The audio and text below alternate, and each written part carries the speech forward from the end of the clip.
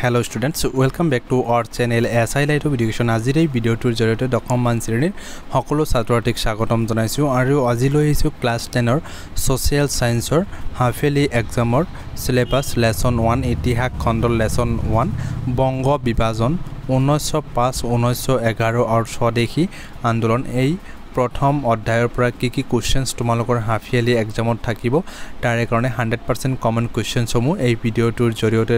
লৈ আহিছো আৰু তোমালোকে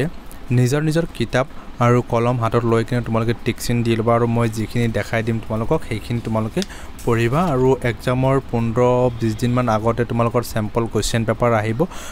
আৰু তেতিয়া সেই স্যাম্পল কোৱেশ্চন পেপাৰ সমূহ তোমালোকৰ সলিউশন কৰিবলৈ সহজ হ'ব আৰু এতিয়া তোমালোকে ভিডিঅ'টো চাবা লগতে তোমালোকক আৰু এটা কথা কৈছো তোমালোকে ভিডিঅ'টো লাইক কৰিবা শেয়াৰ কৰিবা আৰু সাবস্ক্ৰাইব কৰিবা আৰু এতিয়া মই তোমালোকক দেখাই আছো তোমালোকে প্ৰথমতে পেজ নং উলিয়াই লোৱা 2 নং পেজৰ পৰা তোমালোকৰ চাব লাগিব কোনখিনি মই টিকচিন দি আছো তোমালোকে চাই লবা ইয়াৰ পৰা আন্ডাৰলাইন কৰিবা 1773 খ্ৰীষ্টাব্দত ইংলেণ্ডৰ নিয়ন্ত্ৰণকাৰী আইন ৰেগুলেটিং এক্ট 1773 প্ৰৱৰ্তন কৰি বংগ প্ৰেসিডেন্সিৰ গভৰ্ণৰ পদটো গভৰ্ণৰ জেনেৰেল পদলৈ উন্নীত কৰিছিল এইখিনি আন্ডাৰলাইন কৰিবা তাৰ পিছত তোমালোকৰ নেক্সট চাব লাগিব নেক্সটৰ পৰা তোমালোকৰ চাব লাগিব ইয়াতে সিপাহী বিদ্ৰোহ কিমান চনত হৈছিল তোমালোকৰ লিখিব লাগিব 1857 চনত বা সিপাহী বিদ্ৰোহ কেতিয়া সংঘটিত হৈছিল তাৰ পিছত তোমালোকৰ নেক্সট 3 নং পেজৰ পৰা তোমালোকৰ চাব লাগিব যে 1874 খ্ৰীষ্টাব্দৰ 7 ফেব্ৰুৱাৰী তাৰিখে অসম নামৰ প্ৰদেশখন গঠন কৰা হয় এইখিনি আন্ডাৰলাইন কৰিবা তাৰ পিছত তোমালোকে একেবাৰে স্ক্ৰল ডাউন কৰি দিয়াছো মই তলত আহিবা একেবাৰে তলৰ পৰা তোমালোকৰ আন্ডাৰলাইন কৰিবা বংগ প্ৰদেশৰ সৰ্বমুঠ মাটিকালি আছিল 2,53,000 বৰ্গ মাইল মুঠ জনসংখ্যা আছিল 4 কোটি 60 লাখ তাৰ পিছত তোমালোকৰ নেক্সট উলিয়াই লবা নেক্সট 5 নং পেজ তোমালোকে উলিয়াই লও 5 নং পেজৰ পৰা তোমালোকৰ আৰু চাব লাগিব কোনখিনি মই দেখাই আছো তোমালোকে আন্ডাৰলাইন কৰিবা ইয়াতে দিয়া আছে যে বংগৰ অন্তৰ্নিহিত উদ্দেশ্য আছিল হিন্দু মুছলমানৰ মাজত একতা ভাঙি দিয়া এইটো আন্ডাৰলাইন কৰিবা এমসিকিউ কোৱেশ্চনছ হ'ব তাৰ পিছত তোমালোকৰ নেক্সট তোমালোকৰ চাব লাগিব নেক্সট পেজ তোমালোকে উলিয়াইলা 6 নং পেজ আৰু 6 নং পেজৰ পৰা তোমালোকৰ কি চাব লাগিব ইম্পৰ্টেন্ট কি আছে মই দেখুৱাই দি আছো বংগবংগ আঁচনিৰ যেটো প্ৰথম দফা আছে এটো তোমালোকে চাব মোস্ট ইম্পৰ্টেন্ট তাৰ পিছত বংগবংগ আঁচনিৰ দ্বিতীয় দফা আছে দ্বিতীয় দফা তৃতীয় দফা আৰু চতুৰ্থ দফা এই গোটেই কেইটা দফা তোমালোকে চাবা তাৰ পিছত তোমালোকৰ স্বদেশী আন্দোলন যে টপিক আছে এটোৰ পৰা কোৱেশ্চনছ হ'ব তোমালোকৰ এনেকুৱা স্বদেশী আন্দোলনৰ বিষয়ে লিখা এটো 4 মাৰ্কছৰ কোৱেশ্চনছ হ'ব স্বদেশী আন্দোলনৰ বিষয়ে লিখা মোস্ট ইম্পৰ্টেন্ট তাৰ পিছত তোমালোকে নেক্সট পেজ উলিয়াই লবা 8 নং পেজৰ পৰা তোমালোকৰ একেবাৰে তলত এটা কোৱেশ্চনছ হ'ব এমসিকিউ যে সুৰেন্দ্ৰনাথ বন্দ্যোপাধ্যায়ৰ নেতৃত্বত ছাত্ৰ সংসদ গঠন হৈছিল এইখিনি আন্ডাৰলাইন কৰিবা তাৰ পিছত তোমালোকে 9 নং পেজ উলিয়াই লবা 9 নং পেজৰ পৰা তোমালোকৰ চাব লাগিব যে ৰবীন্দ্ৰনাথ ঠাকুৰ ৰচিত ৰাখী সংগীত বাঙালীৰ প্ৰাণ বাঙালীৰ মন এক হওক হে ভগৱান গীতটি গাই হিন্দু মুছলমানৰ মাজত যুগমীয়া সম্প্ৰীতি আৰু ভাতৃত্ববোধৰ এনাজৰী সুদৃঢ় কৰা হেতু পথচাৰীৰ হাতত ৰাখি পিন্ধাইছিল এইখিনি আন্ডাৰলাইন কৰিবা তাৰ পিছত তোমালোকৰ নেক্সট চাবা নেক্সট তোমালোকৰ কোনখিনি চাব লাগিব মই দেখাই দি আছো তোমালোকে একেবাৰে তলৰ পৰা তোমালোকৰ চাব লাগিব যে বঙ্কিম চন্দ্ৰ চট্টোপাধ্যায়ৰ বন্দে মাতাৰম গীতেৰে মুখৰিত কলিকতাৰ জনতাই এই দেশ প্ৰেমৰ স্লোগান আৰু কবিতাৰে আকাশ বতা কপাই তোলে এইখিনি আন্ডাৰলাইন কৰিবা এইটো তোমালোকৰ এমসিকিউ হ'ব তাৰ পিছত তোমালোকৰ নেক্সট পেজ উলিয়াই লবা নেক্সট পেজৰ পৰা তোমালোকৰ কি চাব লাগিব মই দেখাই আছো যেটো স্বদেশী আন্দোলনৰ যেটো ফলাফল তোমালোকৰ দিয়া আছে স্বদেশী আন্দোলনৰ পৰা তোমালোকৰ লং কোৱেশ্চন হ'ব যে কোৱেশ্চন আহিব স্বদেশী আন্দোলনৰ ফলাফল কেইটা উল্লেখ কৰা লং কোৱেশ্চন হ'ব তোমালোকৰ তাৰ পিছত জাতীয় সাহিত্য ইয়াৰ পৰা তোমালোকৰ এমসিকিউ কোৱেশ্চনছ হ'ব চাবা তাৰ পিছত তোমালোকৰ নেক্সট পেজৰ পৰা তোমালোকৰ যেটো এই যেটো টপিক যেটো দিয়া আছে মানে এই প্যাৰাগ্ৰাফ যেটো দিয়া আছে স্বদেশী আন্দোলনৰ পটভূমিত ৰচিত উল্লেখযোগ্য নাটসমূহ আছিল ক্ষীৰোদ প্ৰসাদৰ পলাশীৰ প্ৰায়চিত্ত গিৰীশ ঘোষৰ সিৰাজউদ্দৌলা আৰু মীৰ কাছিম অমৃতলাল বসুৰ সাব্বাস বাঙালী অমৰেন্দ্ৰনাথ দত্তৰ বংগৰ অংগছেদ ইত্যাদি একেদৰে স্বদেশী আন্দোলনৰ পটভূমিত ৰচিত বিখ্যাত গ্ৰন্থ কেইখনমান হ'ল স্বৰ্ণকুমাৰী দেৱীৰ জাপানী বীৰ প্ৰথমনাথ ৰায়চৌধুৰীৰ জয় সংগীত কাৰ্তিক চন্দ্ৰ দাসগুপ্তৰ নব্য ভাৰত আৰু ৰামেন্দ্ৰ সুন্দৰ ত্ৰিবেদীৰ বংগলক্ষীৰ ব্ৰত কথা এইখিনি তোমালোকে চাবা ইয়াৰ পৰা ইম্পৰ্টেন্ট এইখিনি তোমালোকৰ ইয়াৰ পৰা কোৱেশ্চনছ আহিব তাৰ পিছত তোমালোকৰ নেক্সট চাব লাগিব যে স্বদেশী আন্দোলনৰ পটভূমিত ৰবীন্দ্ৰনাথে ৰচনা কৰা এটা বিখ্যাত প্ৰবন্ধ আছিল ভাই ভাই এক ঠাই তাৰ পিছত তোমালোকৰ নেক্সট চাব লাগিব জাতীয় শিক্ষা যেটো দিয়া আছে জাতীয় শিক্ষাটো চাবা শৰ্ট নোটৰ কাৰণে তাৰ পিছত তোমালোকে নেক্সট পেজ উলিয়াই লবা নেক্সট পেজৰ পৰা তোমালোকৰ চাব লাগিব কোনখিনি মই টিকচিন মাৰি দি আছো যে ইয়াতে দি আছে অসমৰ প্ৰথম গৰাকী আইচিএছ আনন্দৰাম বৰুৱাৰ অন্তৰংগ বন্ধু অসমৰ প্ৰথম গৰাকী আইচিএছ কোন আছিল আনন্দৰাম বৰুৱাৰ অন্তৰংগ বন্ধু আছিল তাৰ পিছত তোমালোকে নেক্সট স্বদেশী আন্দোলনত মহিলাৰ ভূমিকা লিখা বা চমুটুকা লিখা এইখিনি তোমালোকে চাবা শৰ্ট নোট বা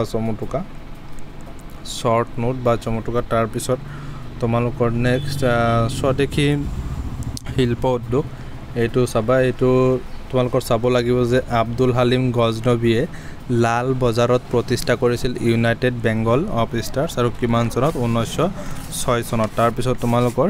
নেক্সট পেজ উলিয়াই লোৱা নেক্সট পেজত তোমালোকৰ কি আছে যেটো মুছলিম লীগৰ যেটো প্ৰতিষ্ঠা এইটো তোমালোকে চাবা এইটো তোমালোকৰ চমুটুকা মানে শৰ্ট নোট হিচাপে চাব লাগিব তাৰ পিছত তোমালোকে নেক্সট উলিয়াই লোৱা একেবাৰে 17 নং পেজ তোমালোকে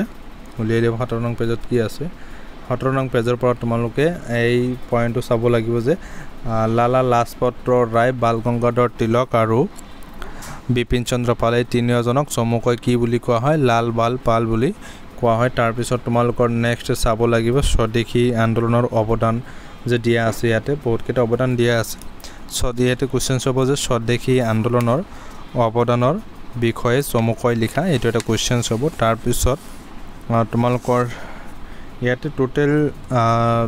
অৱদান তোমালোকৰ 6-7টা মান হ'ব পাৰে নেক্সট পেজত মই দেখাই আছো কেইটামান আছে 6টা অৱদান আছে আৰু ইয়াৰ পৰা 5 নং অৱদানৰ পৰা এটা কোৱেশ্চন তোমালোকৰ চাব লাগিব আৰু কোনটো কোৱেশ্চনছ কেনেকুৱা ধৰণৰ হ'ব ইয়াতে যুগান্তৰ পত্ৰিকাৰ সম্পাদক ভূপেন্দ্ৰনাথ দত্ত কোৱেশ্চনছ আহিব যুগান্তৰ পত্ৰিকাৰ সম্পাদক কোন আছিল ভূপেন্দ্ৰনাথ দত্ত আছিল তাৰ পিছত তোমালোকে ডাইৰেক্ট অনুশীলনী উলিয়াই লওঁ অনুশীলনীৰ পৰা কি কোৱেশ্চন চাব লাগিব অনুশীলনী উলিয়াই ল'বা অনুশীলনীৰ পৰা তোমালোকৰ চাব লাগিব কোৱেশ্চন নং 1 2 চাব লাগিব 4 চাব লাগিব তাৰ পিছত তোমালোকৰ 6 চাব লাগিব তাৰ পিছত নেক্সট চাব লাগিব 8 নং কোৱেশ্চনটো চাব লাগিব লগতে তোমালোকৰ সমুত্তৰৰ প্ৰশ্নৰ পৰা চাব লাগিব কোৱেশ্চন নং 1 তাৰ পিছত 2 3 তাৰ পিছত তোমালোকৰ এইবিলাক কিন্তু একেবাৰে মেট্ৰিক পৰীক্ষাক লৈকে এই লেসনস কেইটাৰ পৰা দিয়া হৈ আছে আৰু মেট্ৰিক পৰীক্ষাৰ কাৰণে এইখিনি পঢ়িলেই হৈ যাব আৰু এই লেসনসৰ পৰা বেলেগ একো পঢ়িব নালাগে তাৰ পিছত তোমালোকৰ চাব লাগিব 4 নং কোৱেশ্চন স্বদেশী আন্দোলনে জাতীয় শিক্ষালৈ আগবঢ়োৱা বৰঙণিৰ বিষয়ে আলোচনা কৰা তাৰ পিছত তোমালোকৰ 6 নং কোৱেশ্চনটো চাব লাগিব স্বদেশী আন্দোলন দমন কৰাৰ উদ্দেশ্য ব্ৰিটিছ চৰকাৰে কি আন্দোলন বিৰোধী কাৰ্যসূচী গ্ৰহণ কৰিছিল তাৰ পিছত তোমালোকৰ 7 নং চাব লাগিব স্বদেশী আন্দোলনৰ তিনিটা ফলাফল উল্লেখ কৰা তাৰ পিছত 8 চাব লাগিব স্বদেশী আন্দোলনৰ তিনিটা অৱদান উল্লেখ কৰা তাৰ পিছত তোমালোকৰ চমুটুকা 2 চাব লাগিব মাৰ্গাৰেট এলিজাবেথ নবল ভগিনী নিবেদিতা এই লেসনছৰ পৰা এইখিনি কোৱেশ্চন চাব লাগিব তাৰ পিছত মই কিছুমান কোৱেশ্চনছ মই তোমালোকক কৈ দি আছো তোমালোকে কিন্তু নিজৰ বহিত লিখি লবা হা ইম্পৰ্টেন্ট কোৱেশ্চনছ হয় এইবিলাক যিখিনি মই লিখি দিম তোমালোকে লিখি লবা আৰু এই কোৱেশ্চনছখিনি প্ৰথম মই এটা কোৱেশ্চনছ তোমালোকক কৈ আছো তোমালোকে লিখিবা আৰু যেটো কোৱেশ্চনছ মই কৈ আছো আৰু এই কোৱেশ্চনছটো তোমালোকৰ 2022 চনত আহি গৈছে কোৱেশ্চনছটো হল স্বদেশী আন্দোলনৰ সময়ছোৱাত জাতীয় কংগ্ৰেছে বংগ বিভাজনৰ বিৰুদ্ধে কি ভূমিকা পালন কৰিছিল চমুকৈ আলোচনা কৰে এইটো তোমালোকৰ 2005 চনত আহিছিল তাৰ পিছত মই আৰু এটা কোৱেশ্চনছ মই কৈ আছো তোমালোকে লিখিবা ভাৰতত স্বদেশী আন্দোলন কেতিয়া হৈছিল স্বদেশী শিল্প উদ্যোগৰ বিকাশত ইয়াৰ অৰিহণা কি আছিল এই কোৱেশ্চনছটো তোমালোকে মনত ৰাখিবা তাৰ পিছত আৰু এটা কোৱেশ্চনছ মই কৈছো বংগভংগ আন্দোলনৰ প্ৰাথমিক কাৰ্যসূচী কি আছিল আৰু 4 মাৰ্কছৰ মই দুটা কোৱেশ্চনছ মই কৈ আছো যে প্ৰথম কোৱেশ্চনছটো লিখিবা স্বদেশী আন্দোলনৰ 4টা অৱদান সম্পৰ্কে চমুকৈ বৰ্ণনা কৰা তাৰ পিছত আৰু এটা কোৱেশ্চনছ লিখিবা স্বদেশী আন্দোলনে জাতীয় শিক্ষালৈ আগবঢ়োৱা বৰঙনিৰ বিষয়ে চমুকৈ আলোচনা কৰা স্বদেশী আন্দোলনে জাতীয় শিক্ষালৈ আগবঢ়োৱা বৰঙনিৰ বিষয়ে চমুকৈ লিখা তাৰ পিছত আৰু এটা কোৱেশ্চনছ তোমালোকক কৈ আছো তোমালোকে লিখিবা বংগ বিভাজনৰ অন্তৰ্নিহিত উদ্দেশ্য কি আছিল চমুকৈ লিখা আৰু এটা কোৱেশ্চনছ মই কৈ আছো লৰ্ড কাৰ্জনে ঘোষণা কৰা বংগভংগ 4 দফা আঁচনিৰ প্ৰথম দফাৰ চৰ্তসমূহ কি আছিল লৰ্ড কাৰ্জনে ঘোষণা কৰা বংগভংগ 4 দফা আঁচনিৰ প্ৰথম দফাৰ চৰ্তসমূহ কি আছিল তাৰ পিছত আৰু এটা কোৱেশ্চনছ লিখিবা স্বদেশী আন্দোলনৰ 4টা ফলাফল উল্লেখ কৰা স্বদেশী আন্দোলনৰ 4টা ফলাফল উল্লেখ কৰা লাষ্ট এটা কোৱেশ্চনছ মই কৈছো তোমালোকক লিখিবা স্বদেশী আন্দোলনৰ সময়ছোৱাত জাতীয় শিক্ষাৰ বিকাশ কেনেদৰে হৈছিল চমুকৈ ব্যাখ্যা কৰা স্বদেশী আন্দোলনৰ সময়ছোৱাত জাতীয় শিক্ষাৰ বিকাশ কেনেদৰে হৈছিল চমুকৈ ব্যাখ্যা কৰা তাৰ পিছত এমসিকিউৰ কাৰণে মই এক্সট্ৰা ভিডিও লৈ আহিম আৰু তোমালোকে চেনেলটো সাবস্ক্ৰাইব কৰি ৰাখিবা লাইক কৰিবা শেয়াৰ কৰিবা আৰু এইখিনিতে মই ভিডিওটো সমাপ্ত কৰিছো thank you SI light of education thank you watching the video